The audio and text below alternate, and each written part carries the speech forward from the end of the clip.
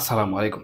আওয়ামী লীগের পতনের পর থেকে আওয়ামী লীগের জনমত জরিপ কিংবা জনমত জরিপে আওয়ামী লীগের জনমত বাড়ছে বা জনসমর্থন বাড়ছে, এইসব বিষয় নিয়ে কিন্তু সামাজিক যোগাযোগ মাধ্যম থেকে শুরু করে যারা বিভিন্ন প্ল্যাটফর্মে অ্যাক্টিভিস্ট রয়েছেন, তারা কিন্তু বিভিন্ন ধরনের কনটেন্ট ক্রিয়েট করেছেন এবং সেখানে সাধারণ জনগণ নিয়ে বিভিন্ন ধরনের মন্তব্য তারা উপস্থাপন করেছেন।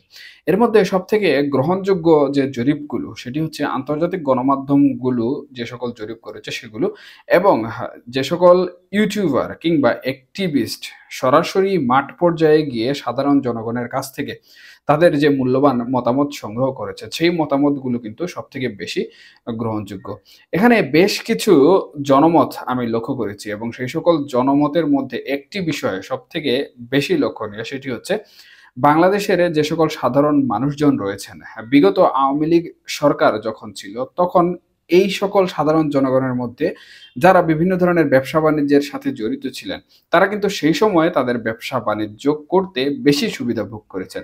আবার এক শ্রেণীর সাধারণ মানুষ রয়েছেন যারা নিত্য প্রয়োজনীয় দ্রব্য সামগ্রী কিনতে গিয়ে কিছু কিছু সময় হিমশিম খেলেও যে স্থিতিশীল অবস্থা ছিল, সেই স্থিতিশীল অবস্থার কারণে কিংবা তাদের কর্মক্ষেত্রে তাদের যে আয় রোজগার ছিল, সেই আয় রোজগার থাকার কারণে কিন্তু তারা স্থিতিশীল পর্যায়ে দ্রব্যমূল্য কিনতে পেরেছেন। কিন্তু সেই সকল সাধারণ জনগণ বর্তমানে দ্রব্যমূল্য কিনতে গিয়ে অনেকটাই হিমশিম খাচ্ছেন। বিশেষ করে নিত্য প্রয়োজনীয় দ্রব্য সামগ্রীর মধ্যে চাল, তেল এবং অন্যান্য আনুষঙ্গিক যে সকল বিষয়বস্তু বর্তমানে ঊর্ধ্বগতিতে রয়েছে, সেই সকল ঊর্ধ্বগতির দ্রব্য সামগ্রী।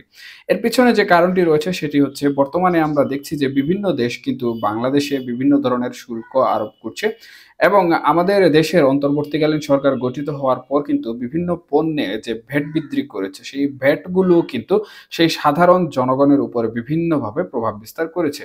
যার ফলশ্রুতিতে যে সকল সাধারণ জনগণ পূর্বে ভালো আয় রোজগার করতে পেরেছিল, তারা কিন্তু এখন সেই সব জরিপে বা সেই সকল অ্যাক্টিভিস্টদের যে মতামত তারা দিচ্ছে কন্টেন্টের মধ্যে, সেই সব কন্টেন্টের মধ্যে কিন্তু তাদের আয় রোজগার বাড়েনি, বরঞ্চ তাদের আয় রোজগার কমেছে বলে উল্লেখ করেছেন। সেই হিসাবে আয় রোজগার বাড়েনি এবং কমেছে, এছাড়া নিত্য প্রয়োজনীয় দ্রব্য সামগ্রীর দাম বেড়েছে, সুতরাং তারা কিন্তু বর্তমানে সে সকল দ্রব্য সামগ্রী কিনতে গিয়ে হিমশিম খাচ্ছেন। যার ফলশ্রুতিতে এখানে কিন্তু তাদের যে মন্তব্য, সেই মন্তব্য অনুযায়ী তারা চাচ্ছেন যে এমন একটি সরকার ব্যবস্থা গঠিত হোক, যেই সরকার ব্যবস্থার মাধ্যমে কমপক্ষে পূর্বের যে সরকার ছিল, অর্থাৎ আওয়ামী লীগ যে সরকার ছিল, সেই সরকারে যেমন তাদের আয় রোজগার বেশি ছিল বা আয় রোজগার ছিল, তথা অনুযায়ী তারা দ্রব্য সামগ্রী কিনতে পেরেছেন, এমন একটি সরকার ব্যবস্থা তারা চান। এই হিসাবে তাদেরকে যখন প্রশ্ন করা হয়, তাহলে কি আপনারা আওয়ামী লীগ সরকারকেই পুনরায় ফেরত পেতে চান, সেখানে কিন্তু তারা অনায়াসে বলে দিচ্ছেন যে হ্যাঁ, আমাদের আগের সরকারই ভালো ছিল এবং আমরা আগেই ভালো ছিলাম। আবার আরেকটি বিষয় আমি লক্ষ্য করলাম এবং সেটি হচ্ছে, যখন ১০ জনকে জিজ্ঞেস করা হচ্ছে, ১০ জনের মধ্যে যখন ৫ জন সরাসরি বলছেন যে আওয়ামী লীগ সরকার ভালো ছিল বা আওয়ামী লীগের আমলে তারা ভালো ছিলেন কিংবা শেখ হাসিনাকে তারা পছন্দ করেন, তাদের মধ্যে কিন্তু এক ধরনের সাহস কাজ করছে। এছাড়া বাকি যে ৫ জন রয়েছেন, সেই ৫ জনের মধ্যে ৩ জন যদিও এন্টি আওয়ামী লীগ হয়ে থাকেন কিংবা সাধারণ জনগণ, আমি ধরে নিলাম সাধারণ জনগণ থাকা অবস্থায় তারা অন্যান্য রাজনৈতিক দল যেগুলো রয়েছে সেগুলোর উপর মতামত দিচ্ছেন।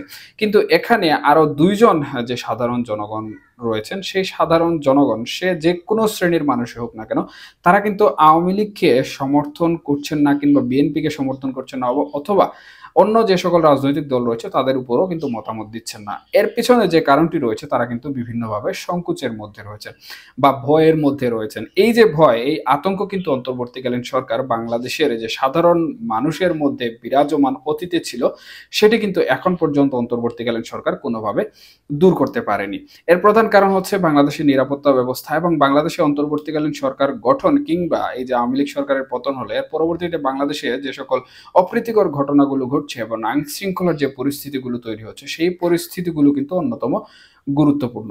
এখানে অন্তর্বর্তীকালীন সরকারের আইন শৃঙ্খলা পরিস্থিতি নিয়ন্ত্রণ করতে না পারাও কিন্তু এক ধরনের ব্যর্থতা। যার ফলশ্রুতিতে কিন্তু সাধারণ জনগণ এই যে আওয়ামী লীগ সরকার যেটি পতিত হয়েছে, সেই আওয়ামী লীগ সরকারের পক্ষেই কিন্তু তাদের মতামত দিচ্ছেন। নিরাপত্তা থেকে শুরু করে সর্বক্ষেত্রে কিন্তু তারা বলছেন যে তারা পূর্বে ভালো ছিলেন। এই হিসাবে যে সকল বাস্তবিক জনমত জরিপ সমূহ অনুষ্ঠিত হচ্ছে, সেই সকল জনমত জরিপ সমূহে কিন্তু আওয়ামী লীগ এগিয়ে রয়েছে। অপরদিকে বিএনপি তাদের যে জনমত পূর্বে ছিল বা আওয়ামী লীগ সরকারের শাসন অবস্থায় তারা যেভাবে নির্যাতন নিপীড়নের শিকার হয়েছিল, তখন কিন্তু জনগণ ভেবেছিল যে এবার আর আওয়ামী লীগকে কোনোভাবে ক্ষমতায় রাখা যাবে না। এবার বিএনপিকে তারা ভালোবাসছে, বিএনপিকে তারা ক্ষমতায় আনবে। কারণ আওয়ামী লীগ থেকে হয়তোবা বিএনপি তাদেরকে ভালোভাবে রাখবে বাংলাদেশের মধ্যে। কিন্তু ৫ই আগস্টের পর থেকে অন্তর্বর্তীকালীন সরকার থাকাকালীন অবস্থায় বিএনপি এখন পর্যন্ত ক্ষমতায় যেতে পারেনি। কিন্তু তাদের নেতাকর্মীরা যে ধরনের কর্মকাণ্ড করছেন, অরাজকতা করছেন, নাশকতা করছেন, যেগুলো আমার মুখের কথা নয়, সামাজিক যোগাযোগ মাধ্যম থেকে শুরু করে বিভিন্ন গণমাধ্যমে অ্যাক্টিভিস্টরা কিন্তু প্রচার করছেন। এই বিষয়বস্তুগুলোর কারণে কিন্তু জনগণ বিএনপির প্রতি যে ভালোবাসা ছিল সেটি কিন্তু তুলে নিচ্ছে। যার ফলশ্রুতিতে তারা এটিই চাচ্ছে যে আমরা বিএনপির পক্ষে কোনোভাবেই আমাদের মতামত দিব না। বরঞ্চ আমাদের পূর্বে যে সরকার ছিল সেই সরকারের প্রতি আমরা মতামত দেই এবং সেই সরকারকেই আমরা আমাদের নিরাপত্তার জন্য বাংলাদেশে পুনরায় ক্ষমতায় দেখতে চাই। এখন আসলে দেখার অপেক্ষা বা দেখার বিষয় এটি যে আসন্ন নির্বাচনে আওয়ামী লীগ অংশগ্রহণ করে কিনা এবং জনগণের যে জনমত রয়েছে, সমর্থক রয়েছে বা যেভাবে আওয়ামী লীগের জনসমর্থন বাড়ছে, সেভাবে আওয়ামী লীগ সেই সমর্থনকে কাজে লাগিয়ে নির্বাচনে অংশগ্রহণ করে জয়লাভ করতে পারে কিনা।